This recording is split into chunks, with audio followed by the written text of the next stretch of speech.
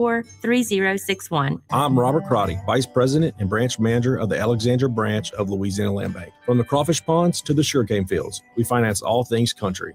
What makes us different from other banks is simple. We're a co-op owned by our borrowers. That means when you get a loan from us, you're eligible for patronage refunds. That's where we return a portion of our profits back to our borrowers. That's right. We will send you a check every year. That's money in your pocket and proof that we're committed to your success. Call me, Robert Crotty, with the Louisiana Land Bank. I'm the lender who can get you there.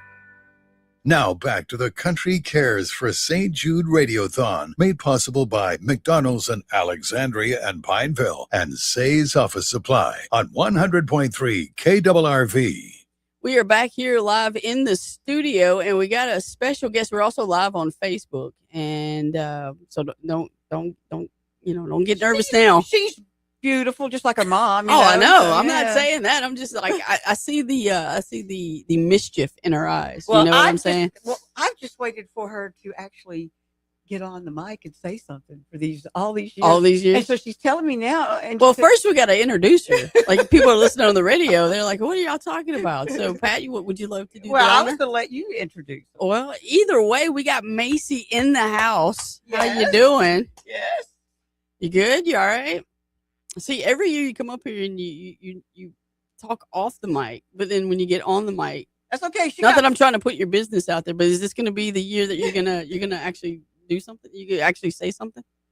I think so. Oh, there we go. Well, see, I told you. We got this. We got this. It was amazing. And she being a St. Jude patient. Mm-hmm. Yeah. And Mom, you want to start off and tell everybody a little bit about her? So, sure. She can get her. So she's been a St. Jude patient pretty much her whole life.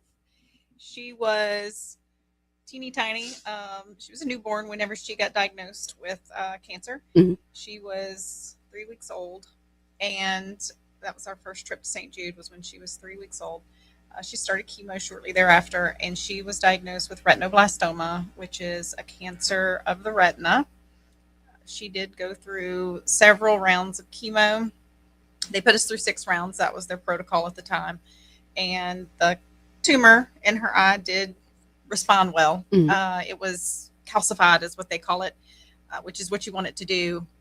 However, once the protocol treatment stopped, the tumor was fairly aggressive and she ended up with a bunch of new growths.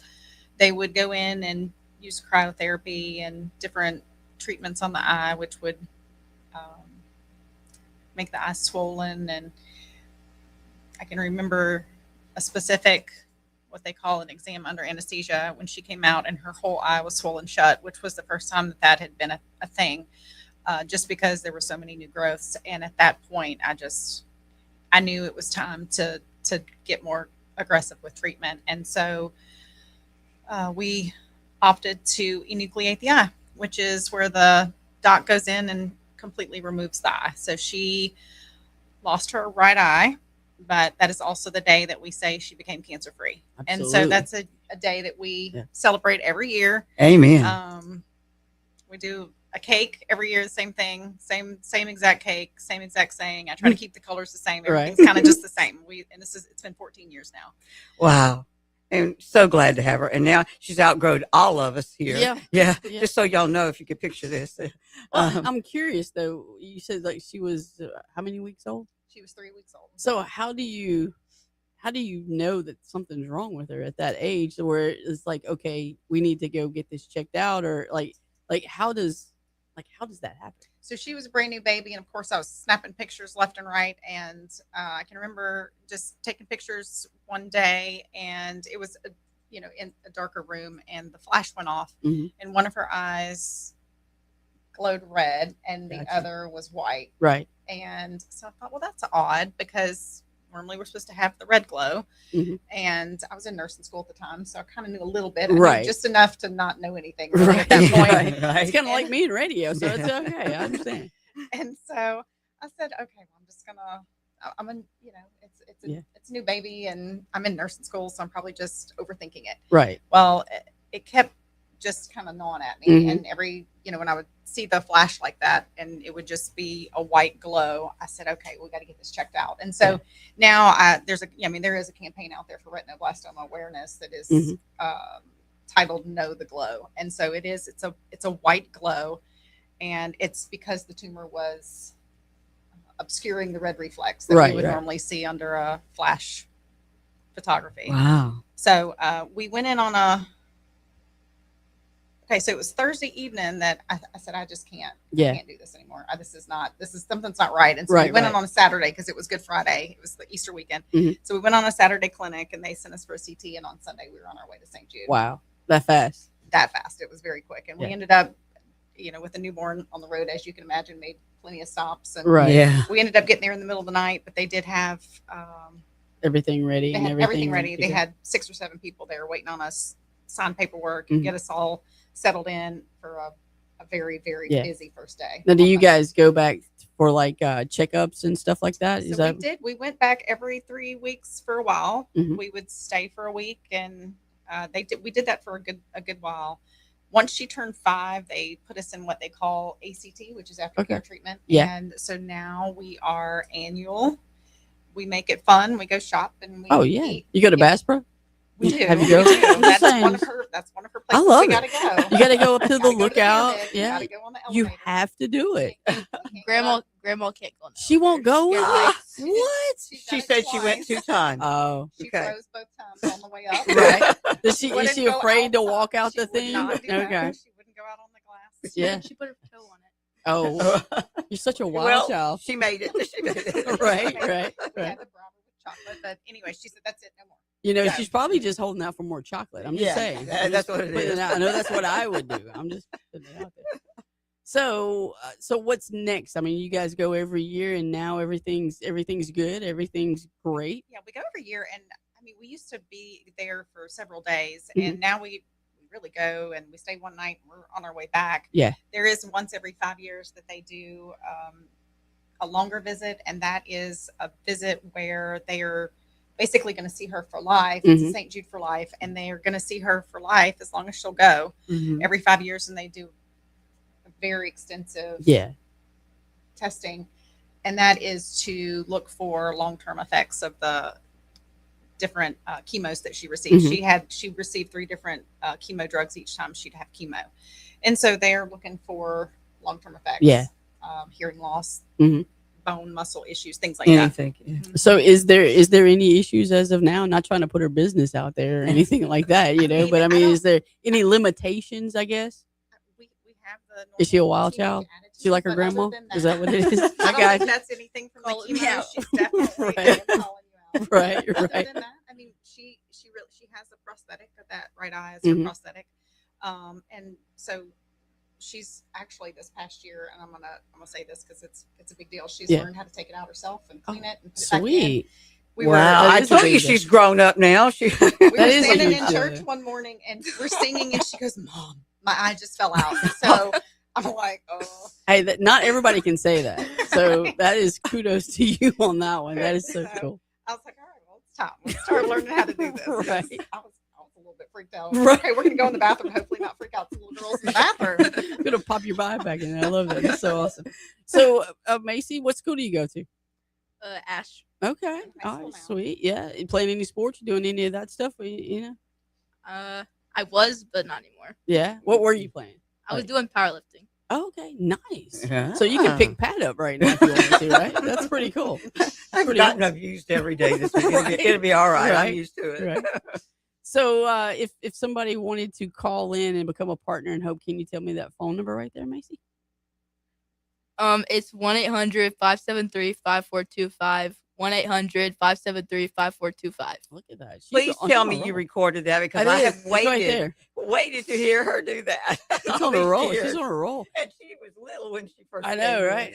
And I'm curious, you guys, you said you go back, and I know you're probably too young to remember whenever you went to the hospital the first go around, but going back to it now, is there anything that stands out? I mean, is it fun for you to go there? Like, do you want to leave whenever it's time to leave?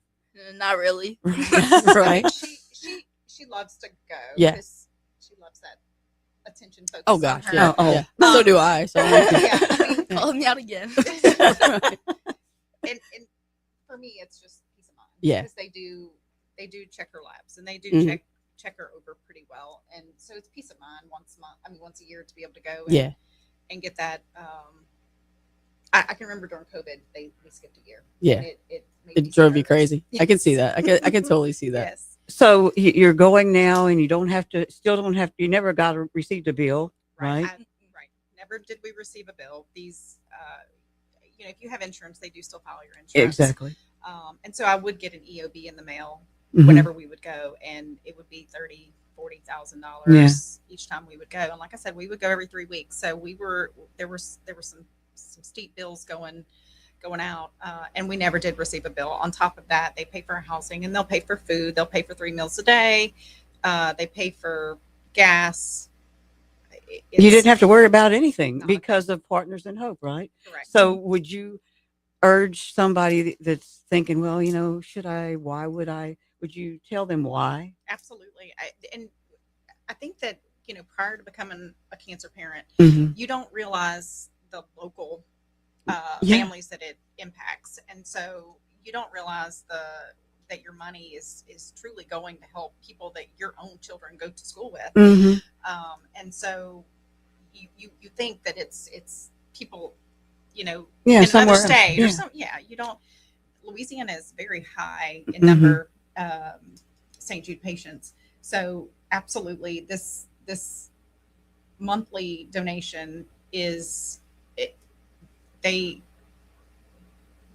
run this hospital based on people donating money, and I would encourage anybody and everybody. It's a couple of coffees a week that you're basically just deciding to say, hey, I'm going to send this to this hospital and help kids that are fighting for their lives.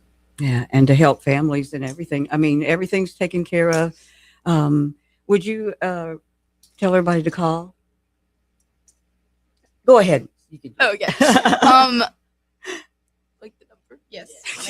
Okay, it's 1-800-573-5425. To become a partner in Hope is 1-800-573-5425. Oh, I just lost my job. You did. You did. Because she's easy to work with. I like that. Gee, see, I just can't win. So what's next for you? I mean, like, are you finishing school? You gonna do we know what we want to be when we get out of school? Do you? Let's hear this. I can't wait. What is it gonna be a surprise to mom? Is mom gonna just now find out? Like, there's a lot of options to have. Okay. Oh, okay. She That's good. is leaning toward the medical field, and I think that's fairly normal for somebody that's gone through this. She's talked about wanting to work at St. Jude at some point. It's always like the common thing. It's like they feel like they're at home. And they want to go back and they want to work. And I don't know if it's because they just love it there so much, or if it's because they love it there and they want to give back. You know what I'm saying? Like it's probably a combination. It has to be. It has to be. There's actually a wall of pictures, and you can see of employees. Right. And they'll show their picture when they were a patient there. Oh, that's cool. It really is. Yeah, that is cool. Neat to see. So it is a thing. Yeah, definitely. Yeah. It's a giving back thing. I love that. I do too. I still can't believe she grew tall. I know. And she talked on the radio. I'm so like, Pat's never going to let you live that down. I'm just going to. Well, I waited a lot of years, It's been a lot of years. Persistence pays off, Pat. Well, thank you guys for coming in and always helping out and doing everything that you do for St. Jude, because it is, like you already know, it is a very special place to a lot of people here in Central Louisiana's heart. And you can become a partner in Hope, and you can, as Lynette said earlier this morning, you can join the St. Jude Army. Yeah. That's what she said. You become an army now. Yeah. Yes. So 1-800-573-5425. That's 1-800-573-5425. Macy, I'm going to let you finish it. I'm going to let you say it one more time, and then I'll let you go. It's 1-800-573-5425. Again, that's 1-800-573-5425. See, I figured I needed to get it again in case we never get it again. You know what I'm saying? So it's all good. But thank you guys for always being a part of this. Thank you so much. If you're in need of a metal building, McElroy Metal can help. From small residential projects to big commercial buildings, the experienced